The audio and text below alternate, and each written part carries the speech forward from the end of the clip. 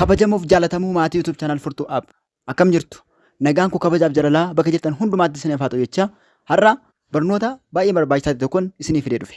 Akkuma fuula keenyatti argaa jirtan kanarra wajjin barannu waa'ee Imo sitingii appilikeeshinii Imo yookiin namni Imo bilbila isaarraa qabu kamillee waan inni sirreeffachuu qabu wajjin laalla.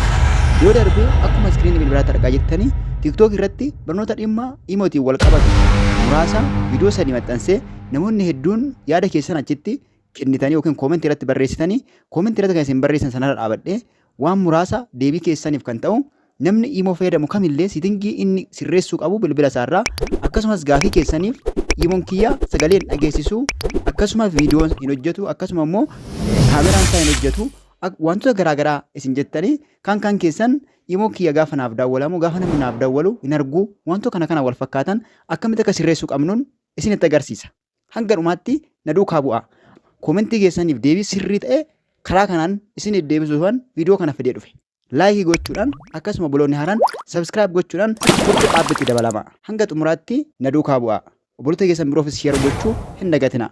Kallattumaan gara barnoota keenyatti dabarra.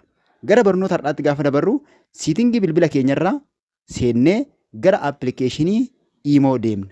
Siitingii bilbila keessanirraa akkuma kilik gootanii seentaniin bakka app jedhu yookiin bakka appis jedhu hira dhaqxu. Bakka app irratti kilikii gootanii keessa seentu. Bakka app irratti kilikii gootanii gaafa keessa seentan appilikeeshinii isin bilbila irraa qabdan hunduma isaa isiniif tarreessa yookiin liist isiniif godha. Achi keessa Imo barbaadu. Yoo achi keessaa hin agarre immoo eessa akka argatan isinittan hima. Akka tasaa Imoon hin jiru yoo ta'ate liistii appilikeeshinii keessa hin jiru yoo ta'ate siitingii Imo keessaa paartiin tokko waan sirrii hin ta'iniif dhokate isa immoo argachuudhaaf bakka sarchi yookiin bakka mallattoon sarchi jiru irratti sarchi gootu jechuudha. Imo jettanii sarchi gootu salphumatti argattu jechuudha. Fakkeenyaaf kan koo hin jiru jechuudha. Appilikeeshinii bilbila irraa qabu hundi isaanii isaan kanaadha.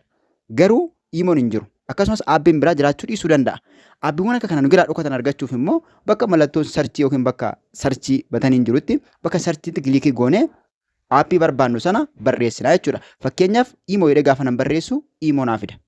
Akkanatti kunoo fidee jira jechuudha. Isarra kilikii godhannee gara keessaa seennaa jechuudha.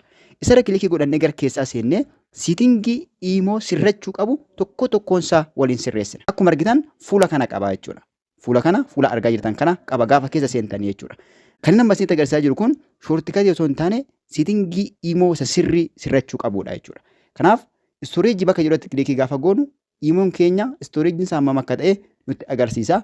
Yeroo baay'ee akka inni biisii isin jala hin taaneef yookiin istooreejii guddaa akka isin jala hin qabanneef bakka kaasii jedhutti kilikii gootanii yoo zeeroo taasistan yookiin bakka kaasii jiru kana kiriir daataa osoo hin taane kachi kan jedhu kanarratti kilikii gootanii yoo irraa haqxan gaarii ta'a jechuudha. Wantoota garaagaraa of keessatti seefii inni godhatee qabu jechuudha. Kana jechuun daataa otoo hin taane kachi kan jedhu kana irraa haqxu jechuudha. Akka inni haqtii fi isinii ta'uuf jechuudha. Istooreejii jala seentanii. Kanaaf amma bakka nootifikeeshiniitti ol deebinee nootifikeeshinii jalaa waan sirrachuu qabu. Imoon keessan isinitti dhageessisuu kan dide kaameraa isin hojjechuu kan dide bakka nootifikeeshiniitti kilik goonee gaafa keessa seennu fuula kana nu baasa.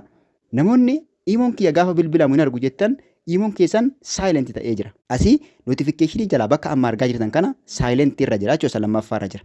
Garuu jiraachuu kan qabu isa tokkoffaa irra akkasumas mallattoo biluu kan qabdu sun banaa ta'utu irra jiraata jechuudha. Gadi siqnee nootifikeeshin kaataagorii kan jedhu kanarratti kilikii goonee gara keessaa seenna. Nootifikeeshin kaataagoriin tokkoonsaa banaa ta'uu qabu. Tokkoonsaa banaa ta'uu qabu jechuudha. As keessaa koolii yoo baname yoo cufaa ta'e bilbila nu bilbiluu hin danda'u. Kanaaf kaataagoriin amma argaa jirtan kun hundumti isaanii banaa ta'uutu irra jiraata jechuudha. Ooppenii ta'uu qaba. Yoo cufaa ta'e tokkoonsaa bantu jechuudha. Yoo cufaa ta'e akka amma argaa jirtan kanatti dukkanaa'a. Kanaaf isa tokkoonsaa deddeemtanii akka kanatti banaa taasistanii hundayyuu banaa gochuu isin irra jiraata jechuudha. Imoon keessan akka gaariitti akkasiniif dalaguuf jechuudha. Kaataagorii jala yookiin nootifikeeshin kaataagorii jala. Kana erga kanatti sirreeffataniin booda akka kanatti erga sirreeffataniin booda keessaa baanee in app notification siitingii keessa seenna. In app notification siitingii kan jedhu kana keessa seennaa jechuudha kilikii goone. Isarra gaafa seentan paatarnii isin gaafachuu danda'a. Isa banaa gootanii itti seentu jechuudha. Jalqabarra kan jiru ammallee notifikashiniidha. Ammas notifikashinii kanarratti kilikii goonee tokkoonsaa laallaa jechuudha. Warra as liist ta'anii jiran jechuudha. Notifikashiniin jira, stooreejiin jira, laanguujiin jira. Hunda isaanii laallaa amma notifikashinii irratti kilikii haa goonu. Bakka amma argaa jirtan kuni bakka baay'ee murteessaadha. Akkuma argitan kooliin as jira, miseejiin as jira, paabilik giruubiin as jira. Waa hundumatu jira jechuudha. Chaanaaliin as jira, ivintii hunduma isaas jira, fireend aktiviitii hunduma isaas jira jechuudha. Kanaaf warreen kana akka kanatti banaa taasistu amma garuu bakka koolii jedhu kanatti kilikii goonee keessa seenna. Bakka koolii irratti gaafa kilikii gootan fuula kana isinii baasa. Fuula kana isinii baasa. Bakka kanaan sirranne yoo ta'ate fakkeenyaaf kan gubbaarra jiru yoo banaa ta'e vaabireetii qofa jechuudha. Muuziqaa hin dhageessan. Vaabireetii qofa dhageessu gaafa namni isinii bilbile vaabireet godha malee bilbilli keessan muuziqaa hin dhageessisu. Riingii dhaga'uudhaaf immoo bakka riingii jedhu kana fuuldura isaarratti kilikii gootanii riingii barbaadan sirreeffachuu dandeessu. Sagalee irra kaawwachuu dandeessu. Inni jalqabaa use phone ring kan jedhu, inni itti aanu immoo use video sound jedha. Bakka use video sound irratti kilikii gaafa goonu viidiyoo bilbila keessaa qabnu irraa muuziqaasaa akkasiin sagalee riingii imo irra akkasiin kaawwattan taasisan. Fakkeenyaaf sagalee kana waan irra kaawwachuu barbaade irra kilik godhee use kan jedhu kanarratti kilik godhee irra kaawwachuu ni danda'a. Imoon kiyya gaafa namni naa bilbile sagalee kanaan waamaa jechuudha. Muuziqaa kana yookiin kilaasikaalii kanaan waamaa jechuudha. Yookiin immoo use phone ring kan jedhu kilikii goone pooniin keenya kan ofuma isaatiin qabu uumamumaan pooniin keenya kan qabu sagalee riingii pooniin keenya qabu keessa kan barbaanne irra kaawwachuu dandeenya jechuudha. Gaafa kana irra kaawwattan salphumatti gaafa isinii bilbilame dhagahuu dandeessu. Inni kun akka kanatti yoo sirratu inni lammaffaan miiseejjidha. Miiseejjinis bakka kana warra amma argaa jirtan kun banaa ta'uutu irra jiraata jechuudha. Banaa ta'uutu irra jiraata. Kana keessa tokkoon isaa cufaa yoo ta'aate gaafa miiseejjiin isinii galu hin agartanii yookiin kan gale qofa agartu jechuudha. Wanni kun cufaa yoo ta'aate kan argaa jirtan kun cufaa yoo ta'aate bakka riingii jedhutti kilikii yoo gootan riingii barbaada irra kaawwachuu dandeessu jechuudha. Akkuma riingii isa kaanii jechuudha. Gaafa miiseejjiin gale riingii akkamii akkasinitti dhageessisu jechuudha. Miiseejjiin gaafa isinii gale miiseejjiin si galeedhe waan nutti dhageessisu jechuudha. Bakki xumurarra jiru lock screen kan jedhu kuni baay'ee isin fayyada. Bakki kun baay'ee isin fayyada. Akka tasaa imootoo fayyadamaa jirtanuu bilbilli keessan ibsaa fi otoo daataa hin cufin yoo ibsaarra keessanii edda ibsaa fudhateen booda namni isin jalaa bane yoo miiseejjiin gale otoo iskiriinii bilbila keessanii qulfii isaa hin banin paatarnii isaa hin banin miiseejjiin akka hin mul'anneef isin gargaara jechuudha. Miiseejjiin akka hin mul'anne miiseejjiin akka dubbifamuu hin danda'e. Isin qofatu gaafa qulfii isaa bantan qofa miiseejjiin keessan dubbifama yoo bakka kana sirreeffattanii jechuudha. Inni kun baay'ee isin fayyada jechuudha yoo akka kanatti kaawwattanii jechuudha. Kanaaf bakka kana sakuriitii keessaniif baay'ee gaariidha jechuudha. Tarii waan isin mudatu waan hin beekneef miiseejjiin keessan paatarnii otoo hin banin akka hin mul'anneef isa kana sirreeffattu. Isa kana sirreeffattu jechuudha fuula kana. Inni biraan inni itti aanu paabilik giruup kan jedhutu jira.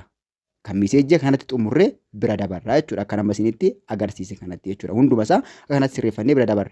Inni biraan paabilik giruupidha. Paabilik giruupiinis akkuma kana yoo barbaadan giruupiin garaagaraa miiseejjiin giruupii garaagaraa gaafa gadhiifamu gaafa viidiyoon garaagaraa maxxanfamu akka isin hin galle yoo barbaadan kanuma kiloosii gootu jechuudha. Akkan dhageenye yoo barbaadan akkan dhageenye garuu gaafa inni galu dhaga'uu yoo barbaadan banaa taasistu jechuudha. Kanuma amma banamee jiru kana akkanatti banaa taasistu riingii addaarra kaawwachuu dandeessu. Akka riingiin kun kan giruupiiti. Giruupii imotu galee akkasiin jettanii adda baafattaniif jechuudha. Kanaaf sadan saayyuu riingii garaagaraarra kaawwachuu dandeessu jechuudha.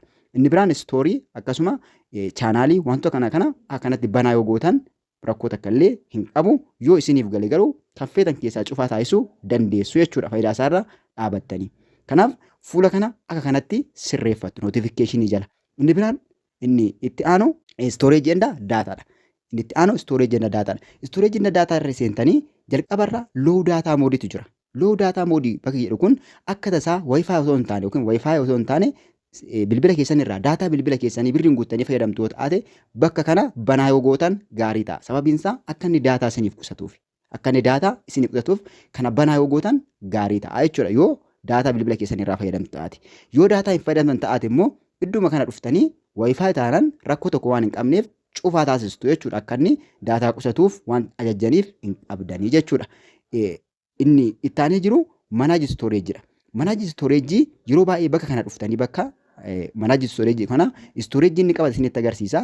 Bakka kiliirii jettu kanarratti kilikii gootanii bakka mallattoo halluun biluun jiru kana irra kiliilii tuxxanii kiliil gochuu dandeessu jechuudha. Keessa haquu dandeessu. Kana jechuun suura garaagaraa isinii haqa osoo hin taane waan hin barbaachisne imoon keessa kan inni ofirratti qabate isinii qulqulleessaa dhiibbaa takka illee waan hin qabneef akka inni aktiif ta'u taasisa jechuudha. Stooreejiin imoo keessanii akka inni biizii isin jalaan taaneef akka inni biizii ta'ee rakkisneef isin gargaara jechuudha. Isaan kana akka sirreeffatanii inni itti aanu auto save after receive kan jedhu kana. Auto save after receive baay'ee kan isin fayyadu miti. yoo cufaa taasistan gaarii ta'a jechuudha. Auto save after receiving kuni meseejii garaagaraa meseejii qofa osoo hin taane suura viidiyoo garaagaraan akka inni seefii godhatu dabilii godhee bilbila keessan keessatti seefii godha jechuudha. Kun istooreejiin bilbila keessanii akka inni akka malee dabalaa deemu taasisa waan ta'eef barbaachisaa miti jechuudha. Kiloos yoo gootan gaarii ta'a jedheetan isin gorsa jechuudha. Inni itti aanu auto save after send kan jedhu kanatu jira. Auto save warri jedhaman kuni tokkoon isaanii yoo cuftan gaarii ta'a lachan isaanii iyyuu. Inni biraan photo upload quality kan jedhu kanaadha. Photo upload quality'n auto irra jira fakkeenyaaf by default dhuma auto irra jira. Garuu auto kanarraa yoo high quality irra keessan gaarii ta'a. Sababiin isaa suura garaagaraa isin namaaf ergitan quality'n isaa akka gadi bu'u taasisa. Auto irra yoo jiraate. Garuu high quality irra yoo keessan suura tokko namaa yoo ergitan suurri sun akkuma quality isaatiin nama sana bira ga'a jechuudha. Akka quality'n isaa hin hir'anneef akka inni quality'n isaa gadi hin buuneef isin gargaara yoo high quality irra kaawwattanii jechuudha. Kanaaf kana high quality irra kaawwadhaa. Viidiyoo isin namaa ergitan quality sirrii akka inni qabaatuuf kanarra kaawwachuu qabdu jechuudha. Kun kanuma fakkaata jechuudha. Bakka delete all history jedhu kana tuquun isinirra hin jiraatu jechuudha. Balaa waan qabuuf yookiin history isin irraa qabdan waan isin jala balleessuuf kanatti bu'uun isinirra hin jiraatu. Fuula kana akkanatti sirreeffattu. Ka amma argaa jirtan kanatti jechuudha. Daataa akkan amma isinitti agarsiisetti sirreeffattu. Tokkoon isaa sirreeffattu jechuudha. Bakka auto kana otoo banaa taasisuu baattanii cufaa yoo gootan gaarii ta'a jechuudha waan isin hin fayyadneef. Waan isin hin fayyadneef jechuudha bakki ammaa kun. Laangujii kan barbaadde irra kaawwattu garuu laangujii afaan Ingiliffaarra jira jechuudha. Inaan afaan Ingiliffaa qaba afaan biraa waan qabatee hin jiraanneef garuu afaanota garaagaraa afaan Arabaa afaan biraa warra beektan irra kaawwachuu dandeessu yoo fedhii qabaattanii garuu laangujii Ingiliffarra yoo keessan rakkoota kan qabu kan tokkoffaarra yoo taa'e jechuudha. Following system irra yoo taa'e jechuudha. Inni itti aanu akkaawuntiinda sakuriitiidha. Akkaawuntiinda sakuriitii jala gaafa seentan wantoota kana agartu. Wantoonni nama fuula kanatti argaa jirtan hundi isaanii beesidha. Imoo keessaniif isa baay'ee murteessaadha jechuudha. Namoonni imoon keenya jala xalafamee laata jedhetan shakkaa wantoota garaagaraa jettan imoon keessan bakka sakuriitii akkaawuntiinda sakuriitii jedhu kana sirreeffattan taanaan eenyullee imoo keessan xalafuu hin danda'u. Eenyullee isin mataansaa cabsuu barbaadan imoon keessan akka salphaatti hin cabu yoo bakka kana sirreeffattan. Fakkeenyaaf paaskoodii lookii kana inabil gootanii lakkoofsa bakka inabil irratti gaafa kilikii gootan lakkoofsa itti galchisaniin jedha. Lakkoofsa itti galchitanii lakkoofsa paaswaardii barbaadaniin hidhuu dandeessu iddoo kana jechuudha.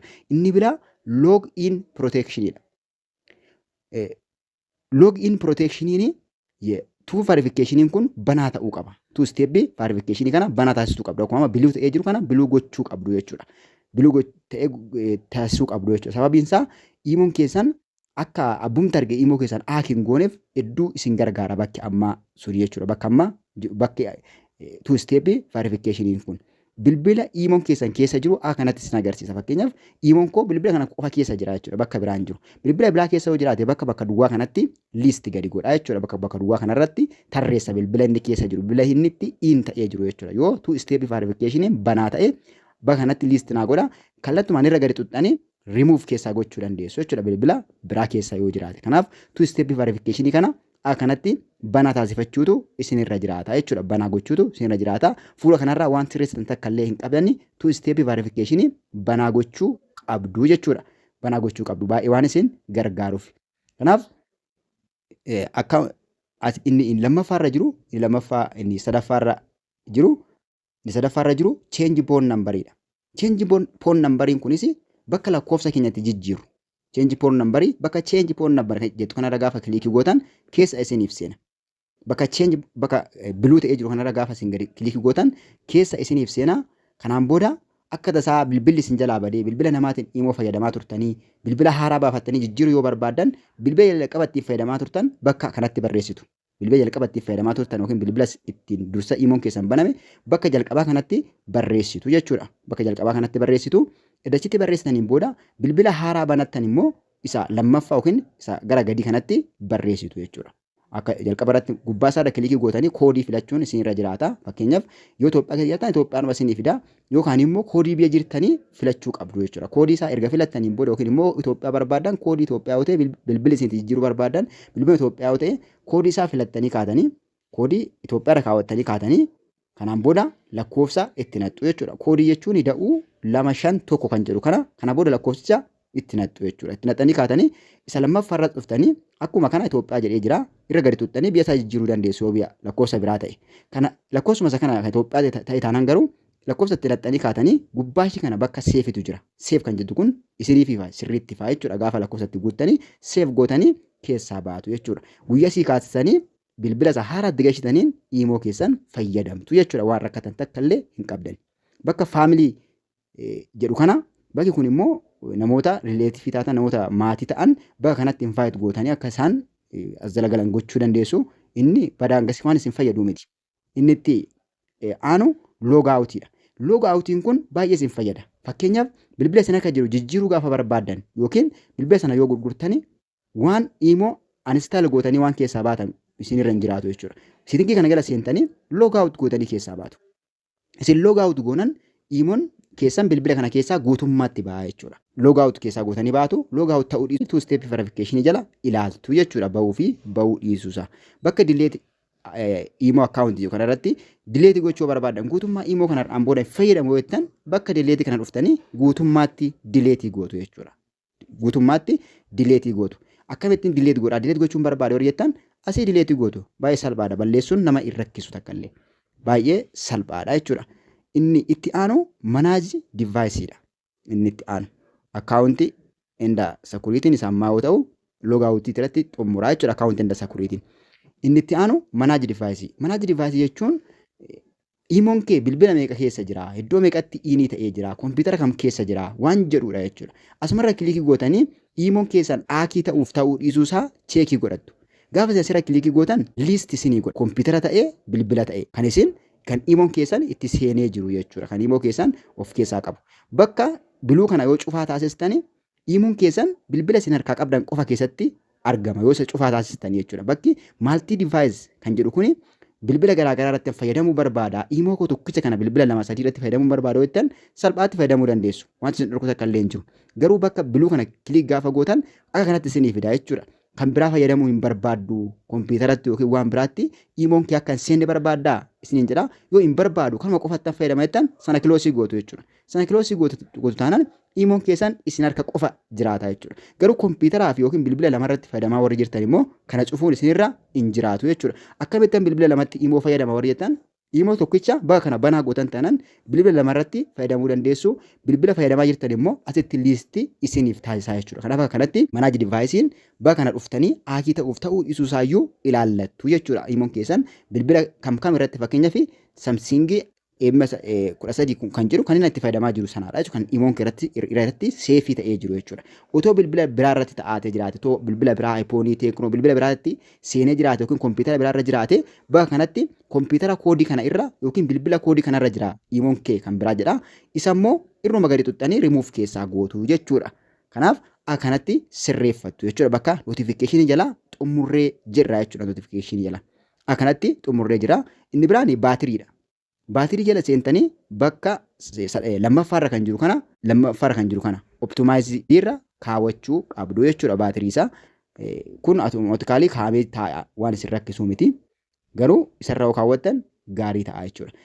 Inni itti aanu asirra wanti sirreeffachuu qabnu parmiishiniidha.